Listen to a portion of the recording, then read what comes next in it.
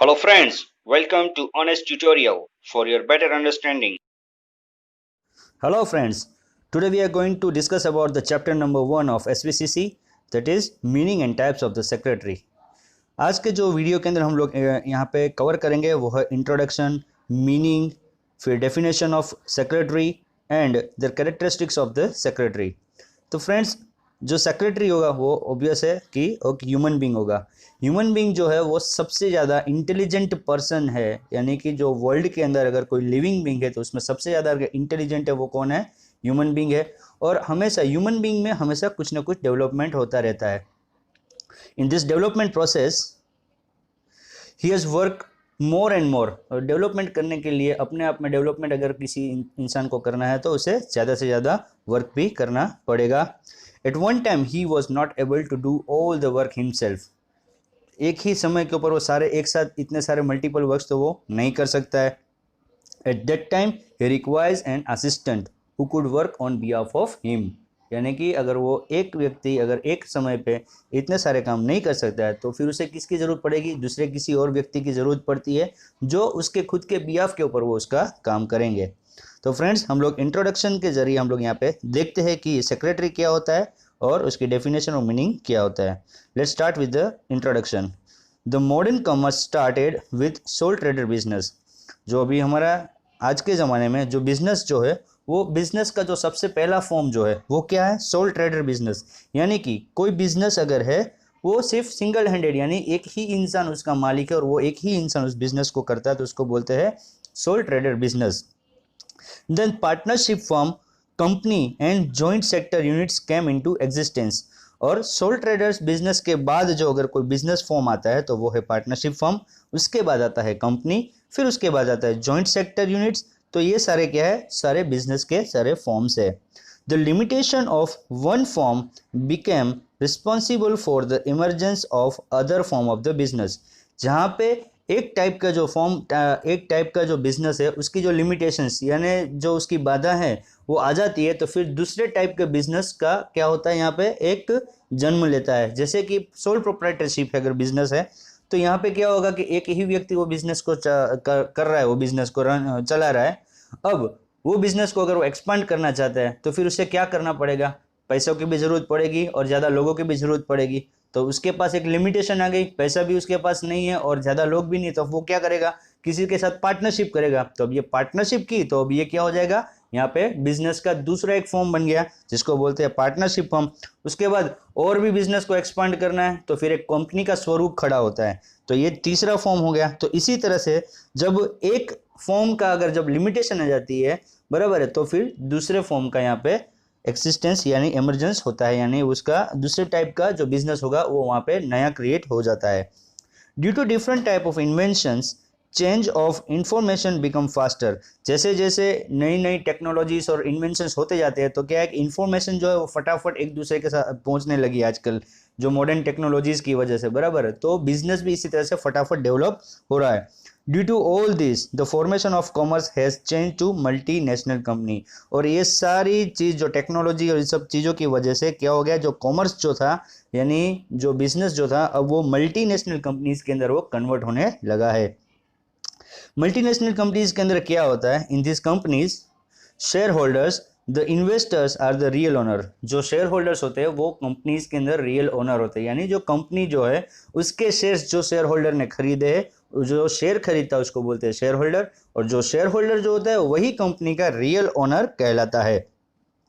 That is share holder which are spread all over the country. और जो भी share holders होते हैं तो ऐसा तो नहीं कि अगर मुंबई में मेरा बिजनेस है तो सिर्फ मुंबई में ही मेरे शेयर होल्डर्स होंगे, वो पूरे ऑल ओवर इंडिया के अंदर कहीं भी मेरे शेयर होल्डर्स हो सकते हैं, कहीं से भी कोई भी मेरी कंपनी के शेयर्स खरीद सकते हैं।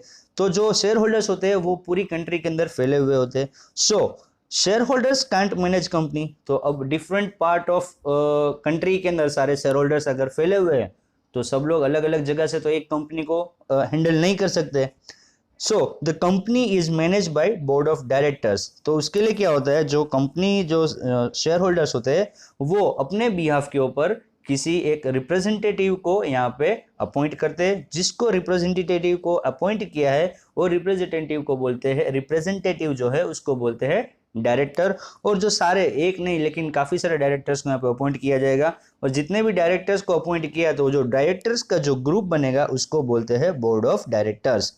But to manage day to day affairs secretary is to be appointed, लेकिन जो मैनेज करना है डे टू डे जो एक्टिविटी इनके रोजमर्रा का जो काम करना है उसके लिए वो करवाने के लिए क्या करना पड़ेगा, कंपनी को एक सेक्रेटरी को अपॉइंट करना पड़ेगा।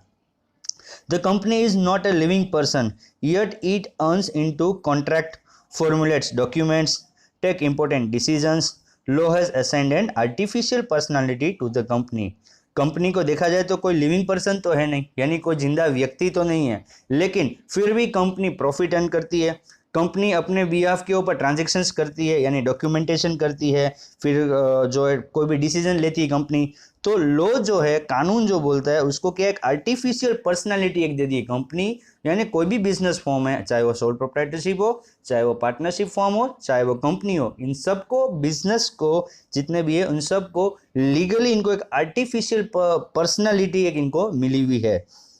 The secretary is involve in this functions, तो ये सारे जितने भी इसमें फंक्शंस हैं, इनका डॉक्यूमेंटेशन करना है या फिर कोई पॉलिसी अगर फॉर्म करनी है या कोई डिसीजन लेना है, तो ये सब चीज़ों के अंदर सेक्रेटरी जो होगा वो इन्वॉल्व होगा। The secretaries position is important in the company, secretary का जो पोजीशन होता है वो बहुत ही इंपॉर्टेंट है कंपनी के अंदर। In India after independence company law was introduce in 1956, India के अंदर आज़ादी के बाद कंपनी का एक लॉ बनाया गया जो 1956 के अंदर बनाया गया। Under this law many amendments have been done from time to time.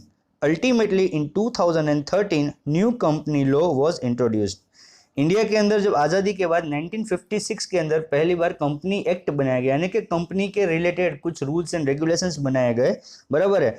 और उसके बाद फिर कई बार अमेंडमेंट, यानी कि उसमें कई बार चेंजेस किए गए रूल्स के अंदर, उसके जो रूल्स एंड रेगुलेशंस जो प्रोविजंस होते हैं उसमें कई बार उसमें चेंजेस किए गए।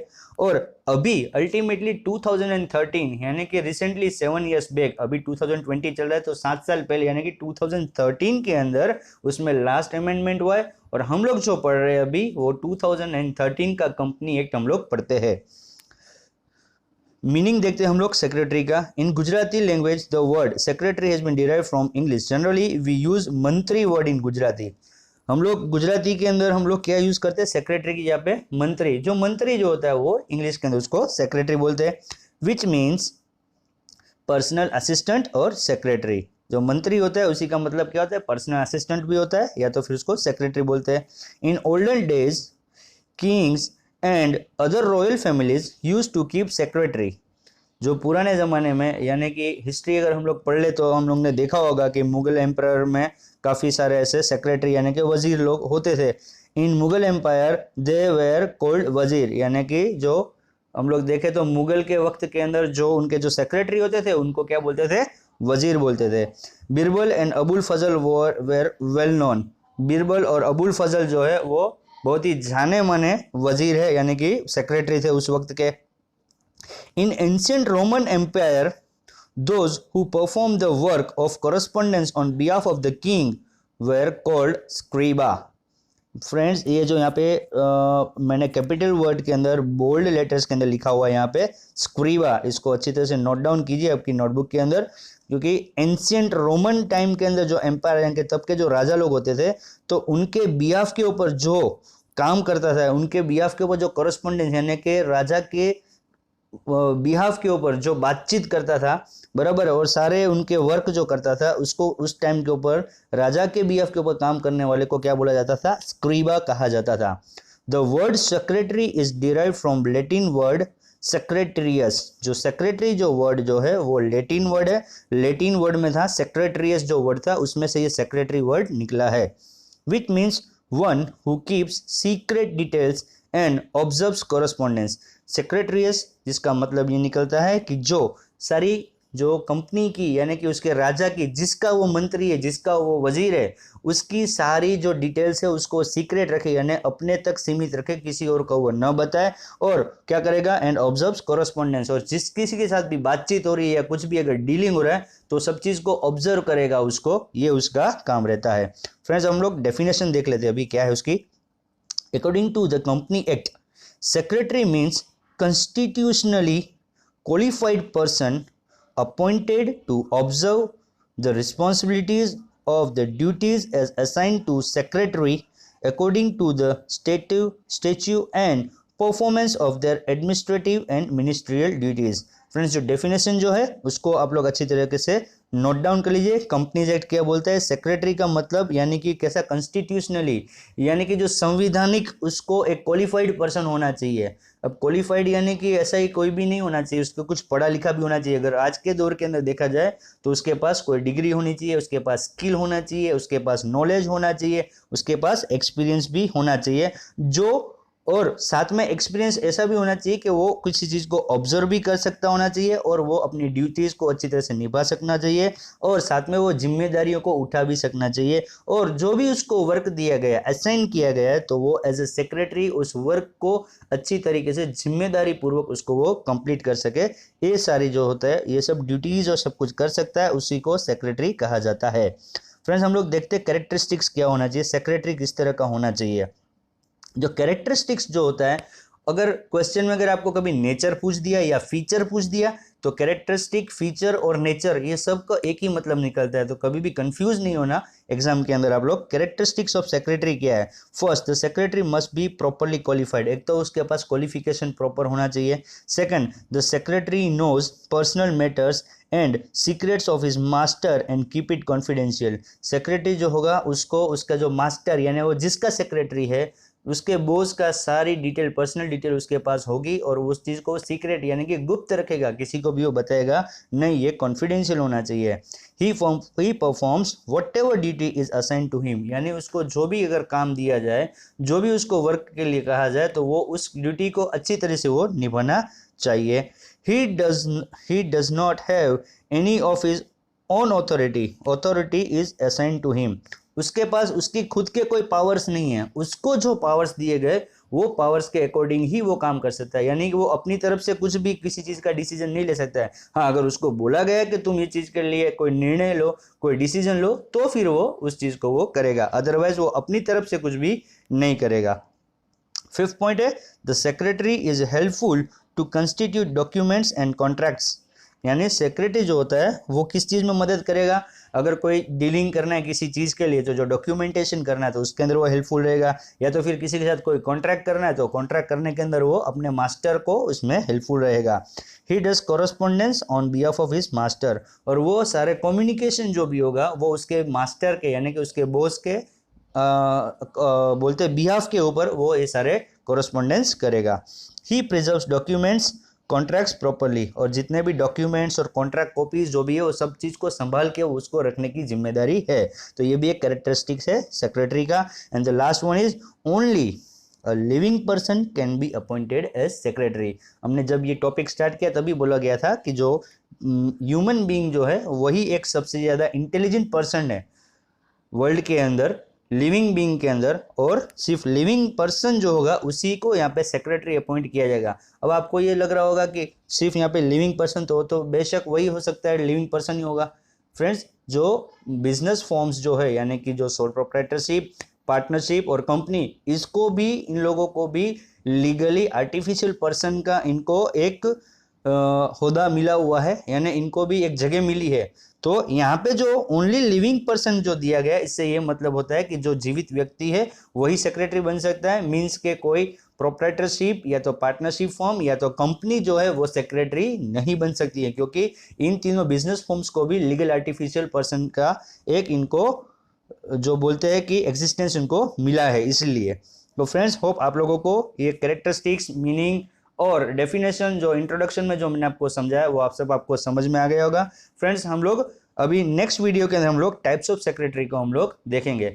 अगर फ्रेंड्स आपको कोई भी तरह का इसमें कोई डाउट है तो आप लोग मुझे कमेंट बॉक्स के अंदर अपना क्वेश्चन पूछ सकते हैं,